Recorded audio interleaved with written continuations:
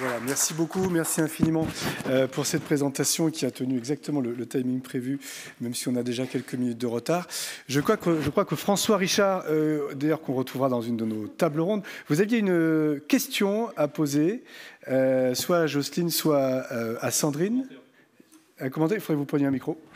Non, très rapidement, c'était pour dire, François Richard, donc je suis l'ancien service de la PTT-Salpêtrière et avec Jocelyne, ça fait 15 ans minimum, plus même, qu'il y a des doctorants qui vont à Grenoble et que tout ça a transformé complètement la prise en charge des cancers de prostate et la manière d'explorer les cancers de prostate, et que dans le cadre, là, en tant qu'avec ma casquette de nomenclature, c'est que on vient d'avoir par l'HAS l'autorisation pour les biopsies ciblées par rapport aux biopsies systématiques, et qu'on a mis en route une inscription provisoire avec des registres automatiques pour que, à partir du moment où l'ensemble des urologues français vont utiliser ça, tous les urologues français auront leurs données qui vont être intégrées pour pouvoir ensuite continuer tout ce qu'elles ont dit. Donc je voulais vraiment dire que c'était fantastique et que je pense qu'il faut que les chirurgiens s'impliquent dans toute la partie technologique. Toute la recherche sur le PSA, c'est très très bien, mais cette recherche-là, elle a des applications pratiques fantastiques. Merci. Merci beaucoup François Richard. Alors, après cette page d'histoire et d'avenir, puisqu'on se projette dans la suite, évidemment, des opérations avec vous, Sandrine, on a bien compris que vous alliez poursuivre de main de maître ces innovations très importantes initiées par Jocelyne. Je vous propose une keynote introductive, la transformation numérique de l'écosystème opératoire, avec un grand acteur du sujet qu'on a beaucoup de plaisir de retrouver cette année, qui avait déjà été extrêmement impressionnant l'année dernière. C'est Michel Lefranc, donc neurochirurgien et fondateur du Gréco à Amiens.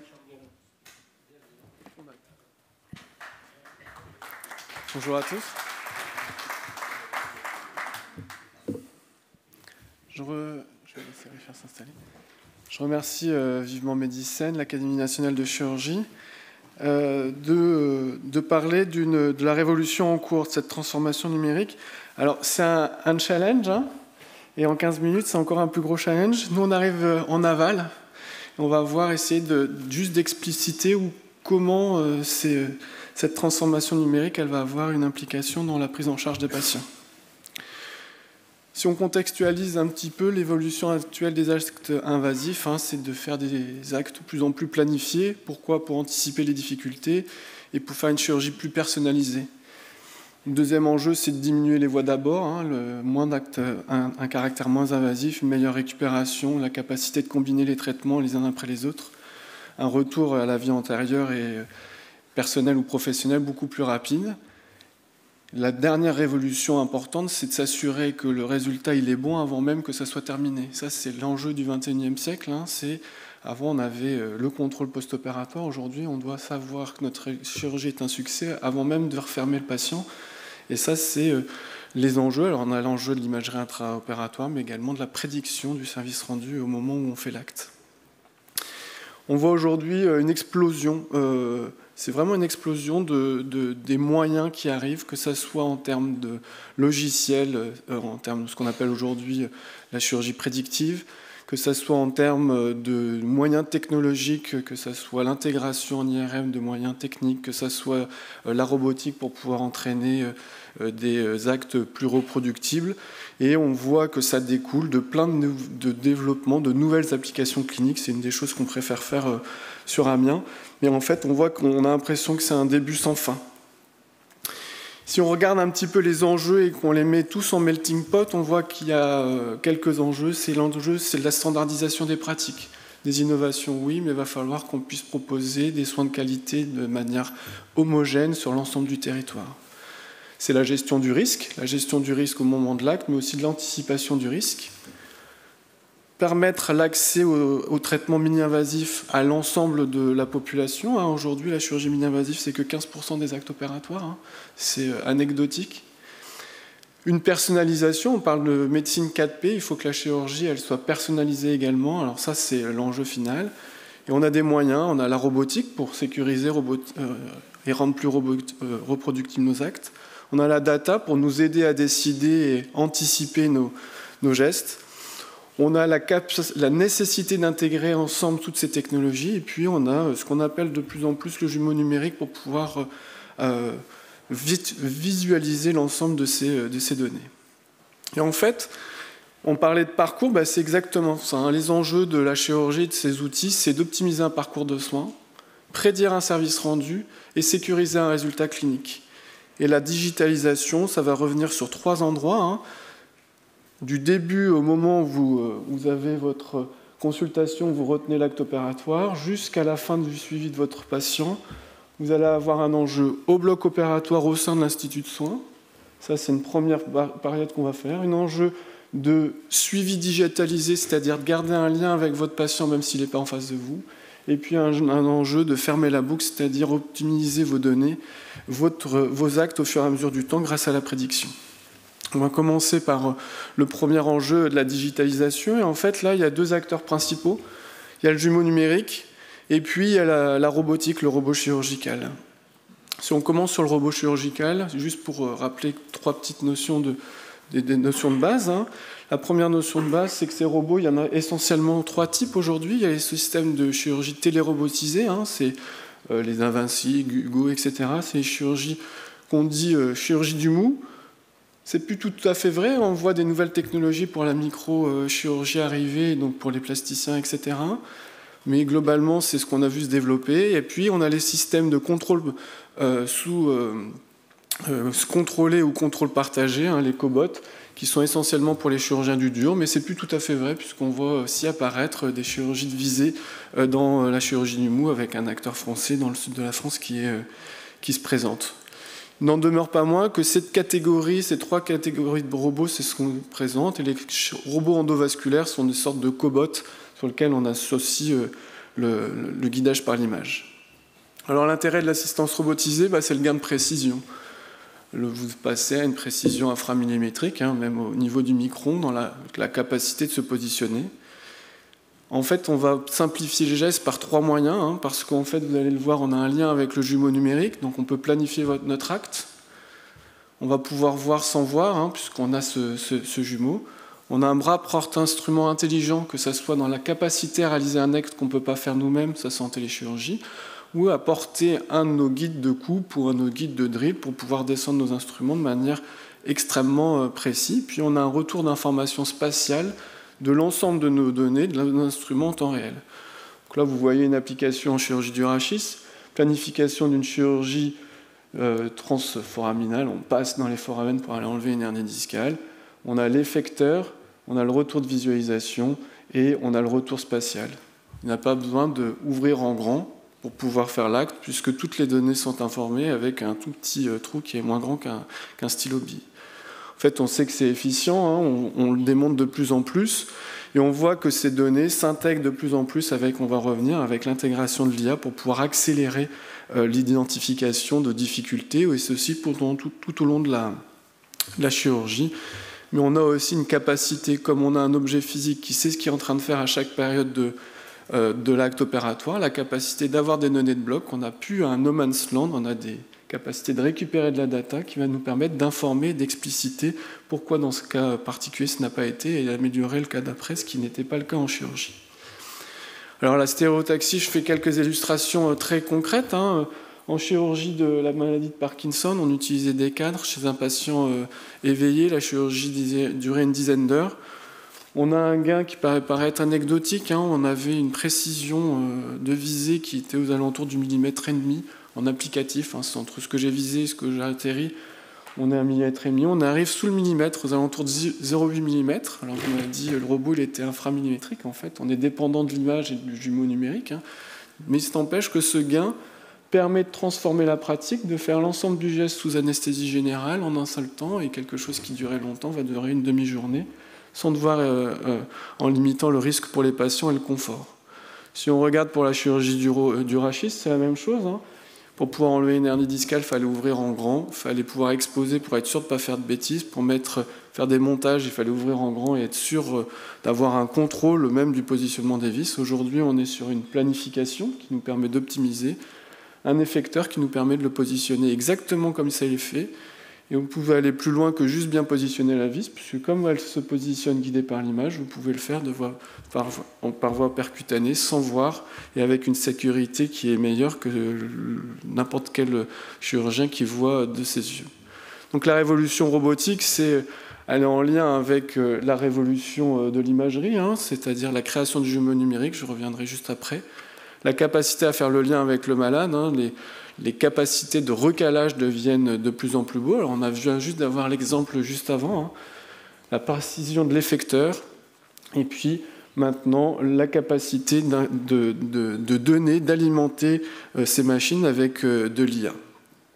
La deuxième révolution, c'est le jumeau numérique, c'est la réplique numérique d'un système biologique ou du corps pour pouvoir simuler ou optimiser vos gestes. Là, vous voyez un jumeau numérique d'un de mes patients parkinsoniens. J'ai toute l'information qui est besoin pour, 1, planifier l'acte, 2, éviter les structures qui me sont importantes pour lui, et puis 3, on verra optimiser le résultat clinique par rapport à une prédiction. Je peux intégrer dans mon modèle toutes les données d'imagerie que j'ai besoin, mais également des données cliniques qui vont me permettre d'optimiser, de faire une chirurgie sur mesure. Et en plus, je vais pouvoir mettre à jour dynamiquement, puisque je peux faire ce que je veux avec mon modèle, mes informations, et ceci en temps réel. Alors ça donne quoi en pratique ? Je suis neurochirurgien, je vous parle beaucoup de neurochirurgie, mais c'est pour qu'il y ait des illustrations.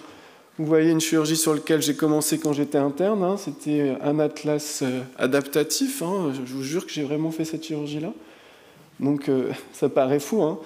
On allait viser le même noyau que vous voyez ici à une imagerie où on a le jumeau numérique, l'ensemble de l'information, où je vais pouvoir faire mon planning. J'ai le retour avec l'ensemble de la connectivité entre le cortex et les structures profondes, et je vais pouvoir adapter sur mesure, purement virtuellement, le traitement de mon patient. Le jumeau numérique, il est intimement lié à la robotique, parce qu'en fait, l'effecteur, le robot, il utilise le jumeau pour faire l'acte. Donc vous avez toujours un système de jumeaux robotiques, de jumeaux numériques qui vous permet de faire ce plan. Vous avez votre effecteur grâce à ce qu'on appelle le recalage, c'est la mise en correspondance entre le patient et son gain. Et une fois que vous avez réussi à faire ça, vous allez pouvoir prendre en compte, réaliser sans voir un acte opératoire grâce à la translation continue de l'information entre le jumeau numérique et votre patient. Si on revient à la maladie de Parkinson, le jumeau numérique, c'est ça, c'est la capacité de planifier, faire mon geste. Une fois qu'il est fait, je réadapte sur mon jumeau la réalité de l'effection, c'est-à-dire j'ai mon contrôle péropératoire ou post-opératoire qui me dit où est exactement mon électrode. Et cette fois-ci, je planifie virtuellement en fonction des données du patient, en fonction de son anatomie propre et sa connectivité, son traitement. Donc là, vous voyez ici, quand je dois aller viser cette structure, je vais pouvoir optimiser le traitement purement basé sur l'image. Le patient n'est pas nécessairement physiquement besoin d'être juste à côté de moi. Je peux le faire sans lui pendant qu'il est au repos ou autre chose. On est sur un gain de confort énorme. Alors, c'est pas qu'en stimulation cérébrale profonde. Vous voyez qu'en rachis, on a exactement la même chose. J'ai fait pour Richard une chirurgie de scoliose. On a une déformation, la prédiction d'une restauration, on a notre plan et après on a l'effecteur pour pouvoir faire ce plan et donc on sait sur quoi on s'engage, vers quoi ce qu'on peut proposer aux patients. Les deuxièmes grosses évolutions de notre digitalisation, c'est le suivi du patient. C'est à la fois ce qu'on appelle la santé numérique, maintenant, c'est-à-dire la préparation du patient à la chirurgie. On peut lui donner un certain nombre d'informations pour qu'il soit prêt à bénéficier de son acte. Et puis après, le suivi post-opératoire, suivi sans qu'il soit physiquement en face de vous, avec une capacité donc, de monitorer sans qu'il soit sur place. Alors ça, vous voyez concrètement ce que j'avais fait en 2014 pour ma direction, quand je lui avais vendu notre projet de chirurgie mini-invasive. Je lui ai dit, pour pouvoir faire ce que je vous présente, il faut que je fasse un acte sûr et reproductif, le développement de la chirurgie mini-invasive, mais on va optimiser tout le parcours de soins avec la création d'une préparation virtuelle anticipée à la chirurgie. Donc les patients ont un smartphone ou sur l'ordinateur, de l'éducation thérapeutique. Vous avez l'entrée en avant, c'est le J0 qui est anticipé pour être sûr qu'ils n'ont pas de fièvre, etc. Tout ça, c'est monitoré. Et puis vous avez de l'éducation thérapeutique post-opératoire pour tout ce qui est la mise en place de debout, etc.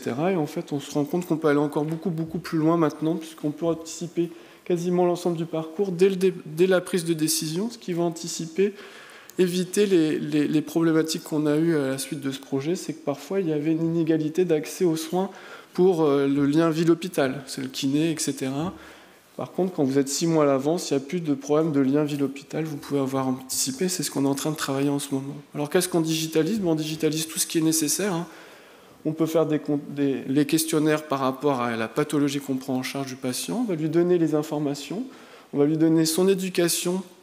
C'est quand vous avez mal que vous allez plus écouter ce qu'il faut.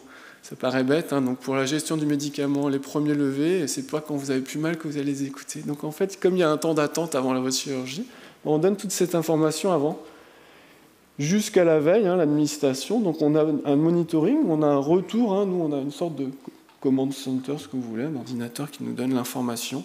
Tout est vert, orange ou rouge, si c'est rouge, ça met inaction. On a la même chose en post-opératoire.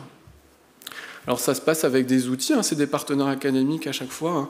Là, c'est des boîtes françaises. Maintenant, c'est la Poste qui a récupéré cette digitalisation. Mais c'est des outils où on va pouvoir donner ce lien qui est plus un lien physique puisqu'on a un retour patient. Le patient peut nous contacter, mais qui est en fait un lien purement virtuel.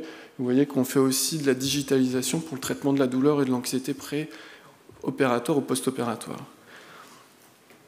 La dernière, c'est bientôt fini, ne vous inquiétez pas, la dernière source, c'est l'optimisation du parcours de soins par la chirurgie prédictive, parce que l'objectif, c'est qu'il y a plein de fois où on n'a pas encore une sécurité, une certitude de faire la bonne proposition thérapeutique.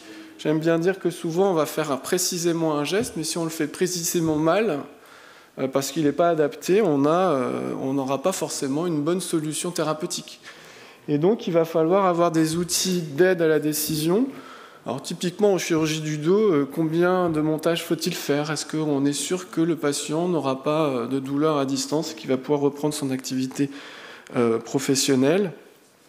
Et c'est des outils sur lesquels on travaille. On essaye de commencer à travailler très concrètement. Là, on a un projet, on espère qu'il sera retenu pour de l'aide à la décision en chirurgie du rachis, où l'idée est en fonction de la présentation de clinique du patient, mais ses activités professionnelles, le bassin de vie, ça influe très différent si vous êtes secrétaire à Paris ou si vous êtes maçon en Auvergne. Vous pouvez avoir la même image dans le dos, vous n'aurez pas le même suivi. Et donc il faut pouvoir s'adapter. Et donc ça, on va utiliser ces outils de big data pour pouvoir travailler sur cette digitalisation. Une fois que vous avez ces outils, il va pouvoir faire encore affiner le plan sur lequel vous allez pouvoir faire de la médecine personnalisée. Et puis, vous avez l'exploitation des données du bloc. Là, on voit aujourd'hui qu'il y a beaucoup d'industriels qui sont en capacité de nous donner l'ensemble des données de l'ensemble de la circulation de bloc sur lequel on va pouvoir retirer les informations qui sont à la fois pour pouvoir mieux faire votre cycle de vie, mais également au sein du bloc, l'organisation.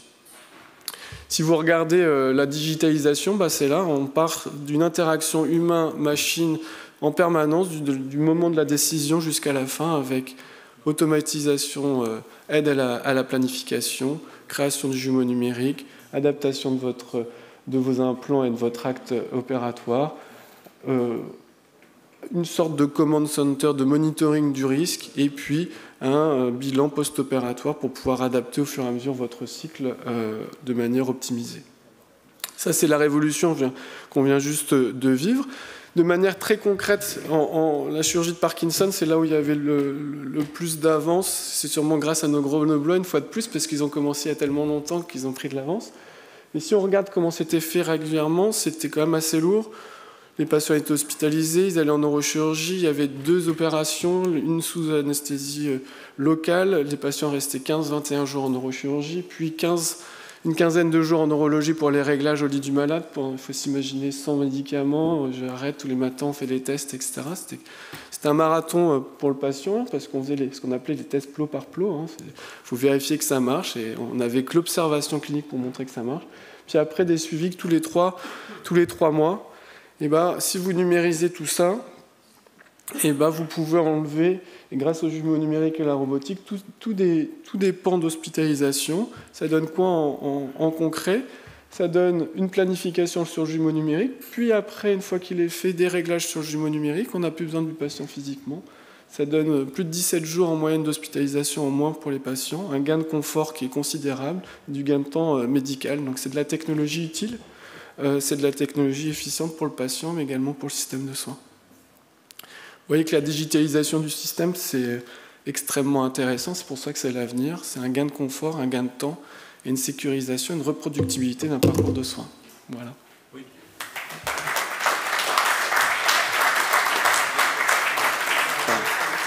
Est-ce que le micro marche? Oui. Merci pour cette présentation qui se termine par des considérations finalement d'économie en système de dépenses de santé. Et je crois que ça, c'est un aspect auquel les pouvoirs publics devraient être sensibles et qu'inversement, ils pourraient être sensibles pour investir un peu plus dans la recherche et le développement pour aboutir à ces résultats. Une question, dans quelle mesure cette évolution, en particulier en neurochirurgie, tu la vois s'appliquer actuellement sur le territoire français? Au-delà d'Amiens, parce que Amiens, c'est devenu la capitale de la France en cette matière. Comment aujourd'hui on peut diffuser largement? On a un vrai défaut de diffusion, ça c'est une certitude, parce qu'on a la chance sur Amiens d'avoir pris quelque chose qui relevait de la niche initialement, sur lequel on a réussi à développer des partenariats qui nous permettent d'avoir un avantage compétitif, académique, industriel, etc. Après, si vous êtes sur une digitalisation complète, c'est aujourd'hui vous êtes dépendant de la technologie pour faire ce que j'ai dit là. Et le gros défaut, c'est qu'il faut pouvoir faire des changements systémiques. Si vous voulez changer un parcours de soins, il faut tout digitaliser. Il ne faut pas juste une petite brique au bloc, parce que sinon ça fait un coût et vous ne pouvez pas tout changer le parcours. Parce qu'à un moment donné, comme tous les patients ne sont pas faits, vous ne pouvez pas. Donc il faut vraiment accepter une transformation avec des contrats. Alors nous, on a des contrats quand même avec notre direction. Je m'étais engagé à des diminutions si on faisait cet accompagnement. Et puis on avait les partenaires industriels qui ont aussi investi dans ce pari ensemble, c'est-à-dire un triple engagement qu'on avait. Ça représentait quel volume financier d'investissement? Alors, ça représentait, sur le projet de 2014, on était à peu près à 6 millions d'investissements qui a été payé, mais pas jamais investi pur par l'hôpital, qui a été fait sur ce qu'on appelait du risk sharing. Donc ça a été un paiement à l'acte, avec, en fait, le bailleur de fonds était quand même nos partenaires industriels qui ont accepté qu'on paye et qu'on rembourse à l'acte. Donc il n'y a pas eu du tout d'investissement en CAPEX de l'hôpital, et juste un amortissement sur l'année. Et en fait, ils s'en sont ressortis. Alors, pour la petite anecdote, on ne peut pas faire tous les projets comme ça, puisque des fois, les hôpitaux, ils ont besoin de CAPEX pour leur dotation. Donc des fois, on en change la façon de faire pour pouvoir s'adapter. Il y a toujours des possibilités, mais il faut pouvoir être en bonne communication avec vos directions et qu'on ait un engagement commun. À la fin, on y arrive toujours, mais il faut être souple. Merci beaucoup, bravo. Merci beaucoup, et merci beaucoup Michel Lefranc. C'était passionnant comme d'habitude, même s'il a fallu faire court, et c'est vrai qu'on prend vite du retard avec